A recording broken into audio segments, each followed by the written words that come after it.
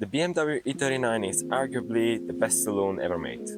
But these are 30 years old now, so naturally, things do break. Today I want to show you everything that is either not working, worn out, or straight up questionable on my 530D. Some of these things I genuinely couldn't care less about, others worry me a little bit. Now let's start with the obvious stuff. There are countless dents and scratches all around the car, and I really don't mind them. It actually shows that the car is being used, not preserved. It is still our daily.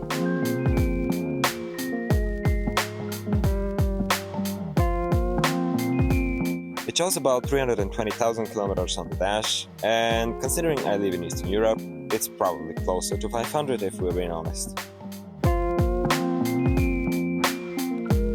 On the inside there is mostly small stuff. The headliner is loose, I don't care. But there is a small piece of trim right in my line of sight, which drives me insane. There is also a missing trim piece on the passenger side door. The old door was rusty and I changed it, broke the clips, and I never bothered. The plastic trim around the gear lever sometimes pops out. When you're going to drive, it pops out. But it's really easy to pop back in, so I don't really bother. At this point you're probably thinking, my god, this guy drives a piece of junk, and you are not entirely wrong. But see, the idea was never to be a showcase car. The idea was to drive it properly every day and to do the job for us. As much as I love the E39, sadly this one do not deserve to be saved and restored. And here's why.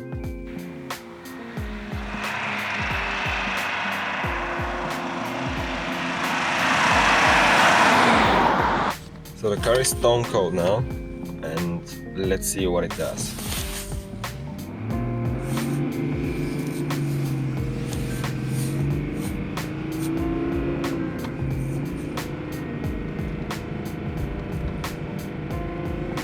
Kind of moving. And let go of the gas. Now it's jerking.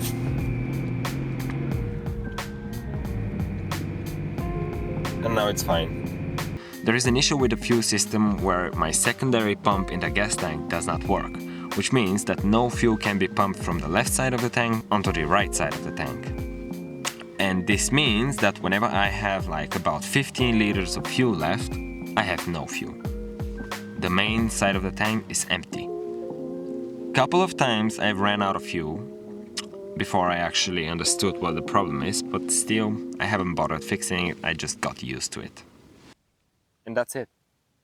In the next video I want to see how many of these things I can repair either extremely cheap or for free.